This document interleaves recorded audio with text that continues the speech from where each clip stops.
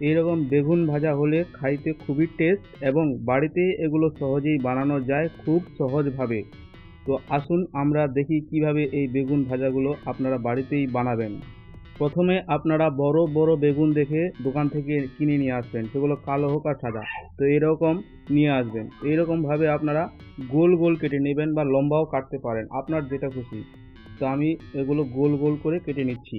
প্রথমে গোল গোল কেটে নেওয়ার পর তারপরে প্রথমে লবণ দিবেন, তারপর কিছুটা হলুদ দিবেন, হলুদ দিয়ে মিক্স করে নেবেন। মিক্সিং করার পর কিছুক্ষণ রেখে দেবেন। এগুলো ভালো করে মিক্সিং করবেন যেন সব জায়গাতেই সেই হলুদ আর লবণটা মিক্স হয়ে যায়, এই যে এরকমভাবে। এরপর অন্য একটা পাত্রে নেবেন বেসন, তারপর নেবেন সোডা পাউডার, এরপর নেবেন ময়দা, এরপর আপনারা নেবেন জিরা মশলা, এরপর আবার গুঁড়া মশলা নেবেন, এরপর মরিচের গুঁড়া নেবেন, বেশি দেবেন